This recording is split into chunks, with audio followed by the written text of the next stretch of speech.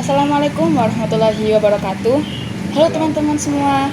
Pernah nggak sih kamu bertanya-tanya, setelah bertahun-tahun mondok, ngaji kitab kuning, belajar adab, hafal nadom, dan ditempa aturan pesantren yang ketat, sebenarnya kita besok di masyarakat itu mau jadi apa sih?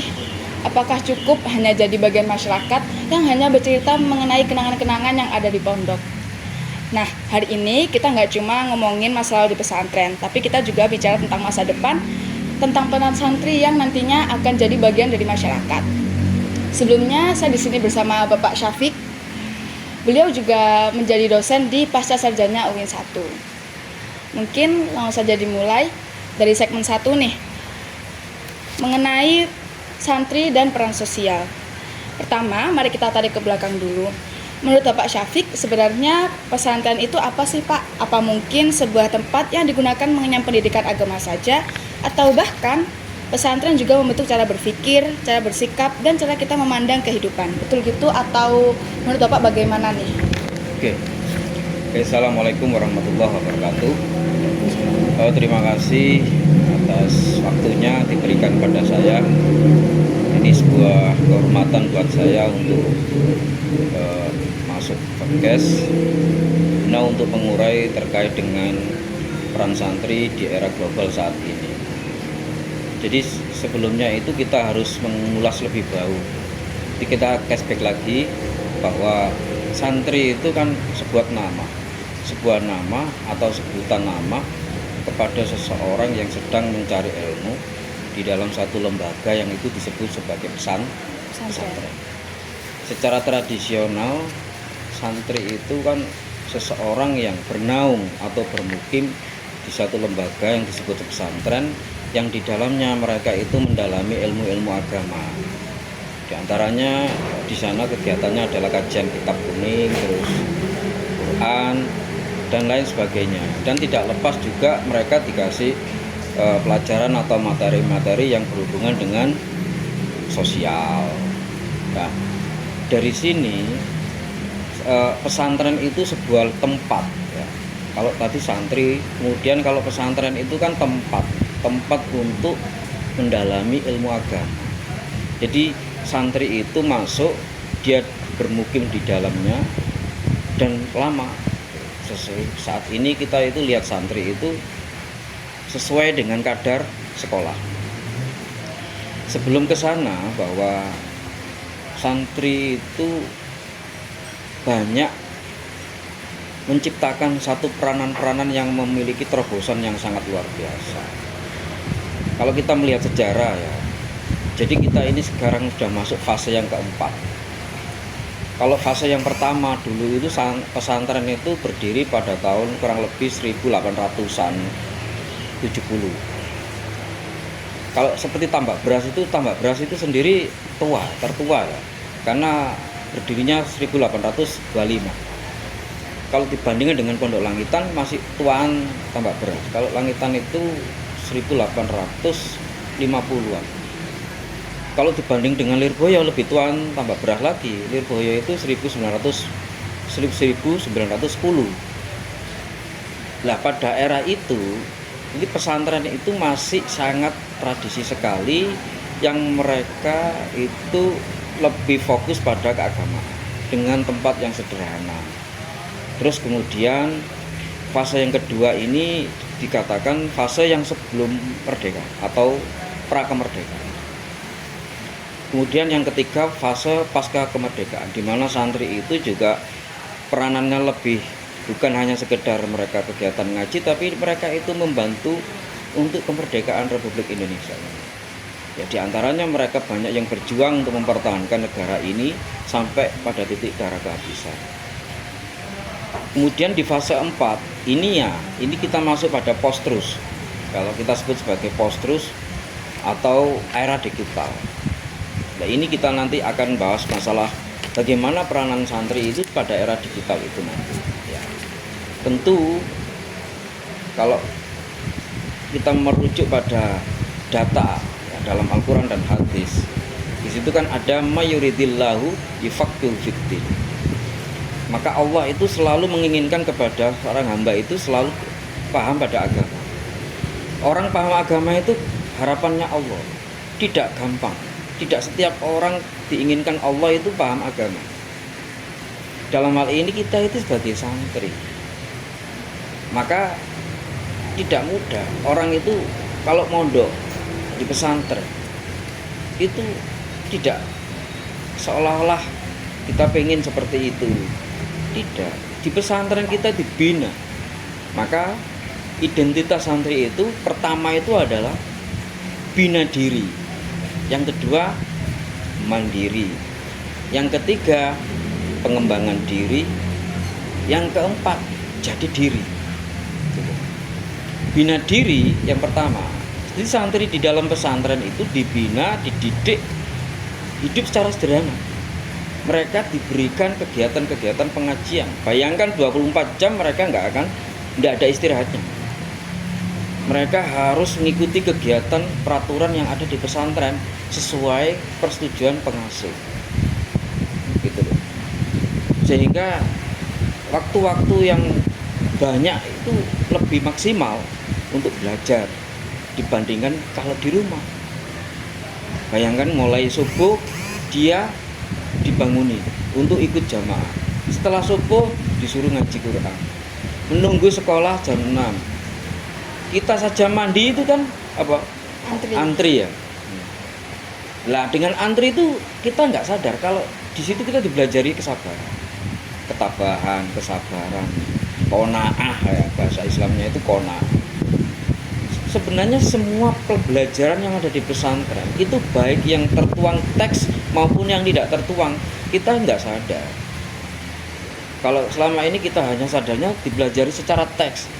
Ya, ada kitab, ada guru ngaji, ada kiai ngajar ngaji, santrinya mendengarkan sambil ngesai, maknai dan seterusnya. Tetapi di balik itu kita diajari bagaimana ilmu yang tidak tertulis seperti sabar tadi ya. Kok nunggu lama sekali mandinya. Kadang-kadang itu ya banyunya itu airnya kadang kehabisan. Sampai hanya sikat gigi terus raup lalu berangkat sekolah. Itu biasa itu santri. Itu nerima itu. Nah, coba kalau kita nggak punya didikan seperti itu awalnya. Kita nggak seperti sekarang. Gitu. Kita sudah dididik secara mental, dibina karakteristik kita secara mental ya, secara spiritual. Kita setelah sholat nggak boleh langsung pulang, harus wiritan dulu selesai. Setelah itu setelah kita ngaji disuruh santai-santai cuman 1 jam, kembali lagi ngaji lagi, jamaah lagi. Setelah jamaah ngaji lagi sampai isya jamaah lagi, dinia lagi sampai jam berapa itu? Jam 9. Jam 9 kita nyantai-nyantai. Terus tidur, sing mau tidur ya tidur, kalau tidak ya tidur. Ini semua dididik pesantren seperti itu agar kita itu terlatih. Setelah kita lama di pesantren kurang lebih 6 tahun, 7 tahun, maka disitulah dia atau kuliah ya, dia berpindah tempat baik di jauh atau di rumahnya sendiri, di daerahnya sendiri. Mereka sudah terlatih seperti itu. Ini namanya mandiri. Karena sudah kita dilatih mandiri di pondok. Kita sudah bisa sendiri, kita bisa ngepaki pakaian sendiri, kita cuci sendiri, nyetrika sendiri, menentukan waktu sendiri. Kita menentukan baik itu waktu untuk belajar, kerja, ataupun ngaji, kita bisa menentukan itu sendiri. Sehingga kita nggak gagap dengan suasana gitu. Terus kemudian yang setelah kita mandiri, kemudian pengembangan diri. Setelah pengembangan diri bagaimana? Maka ada santri yang bisa untuk berperan di bidang politik, ada yang berperan menjadi seorang kiai, ada yang menjadi seorang dosen, guru, ustadz, ada juga berperan menjadi wakil menteri, wakil presiden. Kan kita sudah pernah punya itu toh, Pak Yai Ma'ruf Amin itu kan itu sebagai satu, dulu juga punya presiden santri Gus Dur ya toh. Nah ini semuanya adalah pengembangan diri kemanapun, dan pesantren tidak ada batasannya. Itu terserah kita nanti seperti apa untuk mengembangbiakkan diri di era seperti sekarang. Kemudian jadi diri. Nah, dengan jadi diri kita semakin eksis, bisa menjaga identitas kita sebagai santri, sekaligus kita bisa mengembangkan keilmuan kita, memanfaatkan ilmu kita di masyarakat. Tuh. Ya. Nah, nanti tadi kan sudah dijelaskan Iya. bahwa kita di pondok juga diajari tidak secara teks, tapi kita Iya. juga diajarkan secara Non-teks. non-teks. Nah, menurut Bapak apakah nilai-nilai itu ketika kita udah keluar dari pesantren hanya berhenti di pesantren saja, atau nanti kita akan harus terapkan juga di kehidupan masyarakat? Prinsip santri itu kan khairun nas anfa'uhu. Jadi sebaik-baik manusia itu bermanfaat untuk yang lainnya. Dalam satu ungkapan ini ya, bahwa santri itu tidak harus ya, dimanapun dia bisa membentuk kemanfaatan bagi orang banyak, baik di pesantren sendiri maupun di luar. Dia bisa mampu untuk mengembangkan pengetahuannya itu di masyarakat. Lah, dengan demikian bisa saja tergantung individu ya. Ada yang memiliki cita-cita pengen menetap di pesantren, mengajar di sekolahan yang ada dalam pesantren itu. Ada juga yang pengen keluar, ingin mengembangkan di luar, nasrul ilmi ya, mengembangkan ilmu itu di luar, sehingga khairun nas anfa'ul nas ini tercapai gitu loh. Tidak harus di pesantren saja, bisa di mana-mana kalau punya prinsip khairun nas anfa'ul nas. Tentu dengan bekal ilmu pengetahuan yang selama ini dia peroleh. Berarti jadi santri itu tidak harus menerapkan apa yang di pesantren, tapi kita juga harus menjadi manusia yang bermanfaat bagi manusia betul. lain. Harus bermanfaat kepada siapapun, bahkan di alam biotik dengan alam abiotik. Alam biotik itu alam yang hidup seperti sesama manusia, berorganisasi. Alam abiotik itu bagaimana kita itu berserawung ya istilahnya, itu bergaul dengan alam yang mati seperti tumbuh-tumbuhan, seperti hewan, seperti laut, ekosistem yang saat ini digagas oleh Menteri Agama. Ini kan sebagai bentuk anfa'uhul linnas. Jadi anfa'uhul lil alam, untuk alam semesta. Ini betul didikan pesantren itu. Kalau nggak santri, nggak ada yang bisa merawat seperti itu. Oke, baik. Jadi selanjutnya itu masuk ke segmen 2, yakni santri sebagai agen peradaban. Ya. Kalau kita bicara mengenai peradaban, itu kan termasuk hal yang sungguh besar ya Bapak. Bagaimana pandangan Bapak mengenai peradaban? Peradaban itu dibangun dari apa sih kalau dia sebelumnya menjadi santri, atau dia tiba-tiba muncul begitu saja sebagai agen peradaban? Oke. Sesuai dengan ajaran yang di pesantren yang diajarkan oleh guru ya, oleh kiai-kiai. Ini kita harus menguatkan diri, bagaimana menguatkan akidah ahli sunnah wal jamaah. Yang kemudian yang kedua adalah menetap meneguhkan negara ini satu kesatuan. Punya dua prinsip di dalam menghadapi kehidupan yang sekarang ini. Harus memperteguh nilai akidah ahli sunnah wal jamaah. Yang kedua adalah nilai-nilai nasionalisme. Nah, nasionalisme ini kalau kita kembangkan, kita branding bahwa peran santri ini sangat luar biasa. Bahkan stakeholder yang ada di negara kita ini semuanya berawal dari santri, sosok santri yang dipelopori oleh Hadratus Syekh Hasyim Asy'ari sama Hadratus Syekh Abdul Wahab Hasbullah dengan Yai Bisri Samsuri. Tiga orang tokoh ini, ulama tiga ini yang mengilhami tercapainya negara Republik Indonesia, karena itu sebagai satu bentuk ajaran sunnah gitu loh. Kita harus mempertahankan, kita harus memperjuangkan ini. Lah inilah kalau saya sebut sebagai bentuk jihadnya santri. Nah, untuk mengembangkan bagaimana menciptakan sebuah peradaban, ya kita harus memiliki paradigma jihad. Nah, gitu. Jihad itu bukan perang melawan penjajah, bukan membawa senjata, bukan membawa pedang ya. Tapi jihad itu bagaimana kita ini mempertahankan negara kesatuan Republik Indonesia ini dengan kerangka-kerangka yang baik, sesuai aturan agama, sesuai apa yang diajarkan oleh guru-guru kita ya.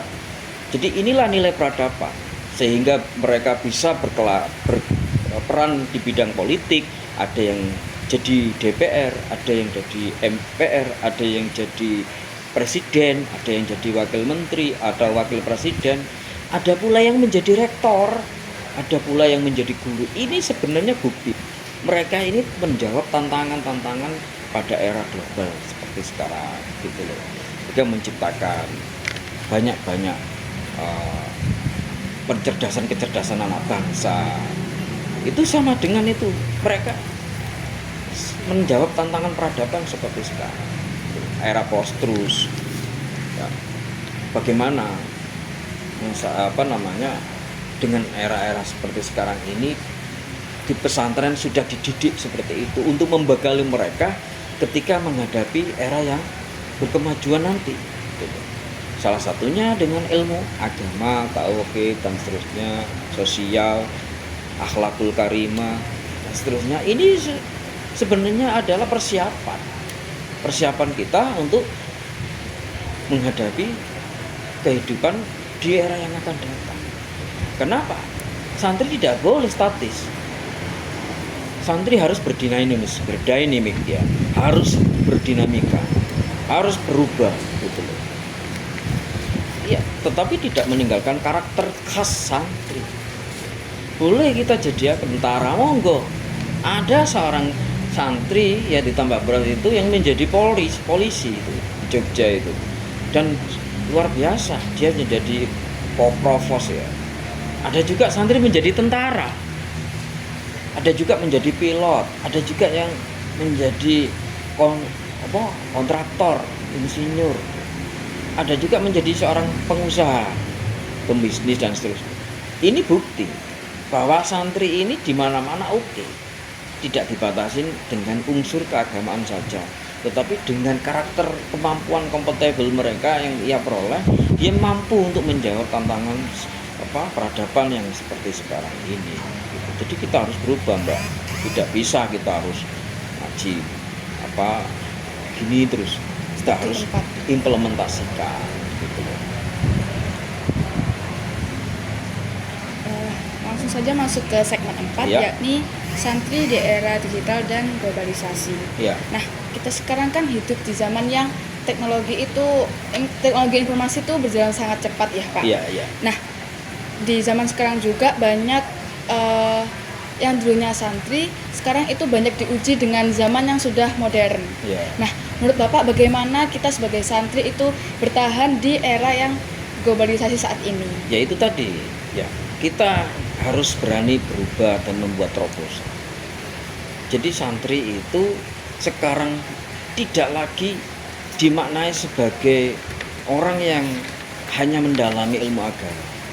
Di era modern atau era global sekarang ini, santri itu diartikan atau didefinisikan itu bukan lagi orang yang selalu belajar ngaji agama, tapi mereka memiliki cara berpikir yang toleran, cara berpikir yang moderat. Terus kemudian mereka itu membentengi akhlak atau moral dan selalu takzim terhadap ajaran gurunya itu. Ini salah satu definisi santri pada era sekarang ini, bukan lagi seperti yang dulu. Artinya apa? Sekarang kita harus mampu melek realitas ya. Dengan perkembangan alat teknologi digital yang seperti kita kenal ya. Sekarang pondok itu harus berani untuk mempreparekan anak didiknya itu menjawab tantangan yang akan datang. Di antaranya sekarang pesantren sudah mulai menggunakan digital. Mereka mulai pendaftaran di pesantren aja sudah mulai pakai aplikasi. Ya enggak? Pakai Bitly. Nah, Ya, Bitly. Ya, dulu kan tidak, zaman saya. Langsung masuk ke pesantren, ke kantor dikasih formulir, disuruh ngisi, ya enggak? Sekarang tidak. Sekarang sudah dari kejauhan maupun di luar Jawa, misalkan di Sumatera, di Kalimantan mau daftar bisa kita lewat aplikasi. Ya, Lalu kemudian sekarang di pesantren sudah mulai pengurusnya sudah mulai ahli di pakar IT ya toh. Sekarang di pesantren sudah ada VCTV, sudah ada WiFi. Lah, mereka sudah masuk internet itu. Bahkan santri-santrinya sudah pinter ahli di bidang telekomunikasi ya. Sekarang coba Kak, jenengan lihat pondok mana yang nggak ada ngajian live streamingnya. Itu menunjukkan mereka itu sudah mampu menjawab tantangan digital gitu loh. Memang sudah saatnya pesantren itu menyediakan begitu itu gitu loh. Bukan dulu kan zaman saya itu ada radio gitu ya. Cuman radio itu aja sudah keren. Nah, itu era saya itu, mulai rotok maju gitu loh. Sekarang bukan radio lagi ya, live streaming. Kalau ada kegiatan di pondok, panjenengan tidak cukup ke sana, ikut pengajian dari sini bisa. Termasuk kemarin ya, Ramadanan itu. Jenengan tahu sendiri di pondok, ditambah beras tuh. Setiap ustadz kiai-kiai yang punya unit pondok itu menyelenggarakan kajian streaming. Jenengan ikut saja dari kamar sambil tiduran, rokokan, bisa. Dulu nggak bisa. Nah itu loh. Terus pengurus-pengurusnya coba, hebatnya itu. Kebanyakan mereka itu laduni, saya nggak tahu. Mereka itu belajar IT di mana? Kok pinter mengoperasikan alat ya, kayak apa yang untuk kamera HD itu. Terus ada lagi drone. Nah, mereka ini kok bisa mengoperasikan itu? Belajarnya di mana gitu? Banyak santri saya tanya, jenengan ini dulu belajar di mana Mas? Enggak pernah Pak, ya wis lihat gitu aja. Cuma lihat aja bisa. Lah, kita kan tidak. Nah, makanya ini tantangan digital kita yang era sekarang ini, santri harus paling depan gitu. Coba ditambah beras, sudah punya drone, ketika ada call, dengan tahu sendiri bagaimana itu ada drone-nya, ada live streaming-nya, YouTube-nya. Terus kemudian coba tuh lihat itu di YouTube, tinggal ketik tambak beras, wis muncul semua. Di Lirboyo juga sama, tinggal ketik Lirboyo, ada pengajian ada Gus Reza dan semuanya, tinggal ketik. Di Langitan juga sama, itu kategori pondok salaf loh. Tapi mereka sudah mulai ya nanggapi tentang digitalisasi. Lah, apalagi panjenengan yang sudah masuk di perguruan tinggi, tentu tidak boleh gagap itu. Sekarang alat-alat canggih lewat handphone saja. Kalau orang itu hidup pada era saya kan, era bukan gen Z lagi. Saya ini gen apa ya? Gen, pokoknya harus belajar lah gitu loh. Kalau panjenengan ini kan era digital born ya, digital born artinya lahir langsung sudah ada HP gitu, sudah ada itu. Jenengan menangi nggak HP Nokia 3310? Nggak pernah menangi. Yang panjenengan menangi itu Android langsung. Ini artinya lahir langsung digital. Sekarang itu begitu. Bahkan seperti saya masih belajar dengan HP itu. Anak kecil-kecil seperti anak saya itu kecil-kecil, kelas SD itu, SD kelas 1 atau TK besar, mereka bisa mengoperasikan itu. Saya dulu nggak bayangkan, aku biar iso ora gitu loh. Saya baru paham jadi dosen digital itu. Seperti saya mengoperasikan. Sekarang ada bagaimana untuk mengidentifikasi tulisan-tulisan yang plagiarisme ya. Sekarang ada namanya alat Turnitin. Setelah itu ada eranya GPT, AI ya. Nah, dengan AI ini tantangan besar buat kita. Kita harus mampu mengoptimalkan itu. Terus ada juga untuk alat untuk mendeteksi chat GPT AI juga ada sekarang. Loh, ini semakin terus berdinamika. Kalau santri nggak sampai mempersiapkan bertransformasi ke sana, ya ketinggalan kita itu. Dan saya yakin ya, pesantren itu sekarang sudah mulai menyiapkan kader-kadernya, salah satunya dengan adanya perguruan tinggi. Mana pesantren yang nggak ada perguruan tingginya? Ada semua. Ya. Ditambah berapa itu? Ada stikesnya, ada unwahanya, ada iai bapaknya. Nah, ini kan sudah masuk hal yang kemajuan yang luar biasa gitu loh. Dan mahasiswanya sudah ahli-ahli semua. Dosen-dosennya pun kadang nggak ngerti, Mas tolong buatkan ini. Gitu loh. Slide, buatkan PowerPoint slide aja, kadang dosen nggak ngerti gitu loh. Minta dibuatkan mahasiswanya gitu. Padahal masih semester 1. Itu semester 1 loh bisa buat PowerPoint atau slide seperti itu. Ada Canva, ada yang lain. Ini kan bentuk-bentuk digital yang sebenarnya ini sederhana kita buat. Dulu kan kalau kita mau belajar ya atau ngajar atau itu kan ada PowerPoint di laptop atau di komputer kan ada menunya sendiri. Nah, sekarang enggak, sudah ada aplikasi sendiri namanya Canva, dan ada yang namanya Gamma atau apa itu. Nah, ini harus kita pelajari dan harus melihat realitas seperti itu agar peran santri ini tidak gagap terhadap digital gitu loh. Ya, ada lagi? Mungkin pesan terakhir untuk para santri yang mau lulus dan juga para santri yang khususnya ada di Bahrul Ulum dalam menghadapi masa depan bagaimana? Oke. Untuk para santri-santri ataupun yang sudah mau lulus ya mutakharirin ya silakan Anda siapkan mulai sekarang dan tebarkan kedamaian dimanapun Anda berada. Raihlah cita-cita Anda. Kalau Anda mau masuk ke perguruan tinggi, carilah hal-hal seperti itu yang bisa untuk menanggapi tantangan yang global yang akan datang, termasuk di bidang ilmu-ilmu sosial maupun ilmu-ilmu sektor atau ilmu ekonomi. Karena kalau tidak kita raih atau kita rebut itu, maka Islam ke depan atau 50 tahun lagi, pakar-pakar ekonomi, pakar-pakar politik, pakar-pakar hukum dalam tatanan santri sedikit banyak akan punah.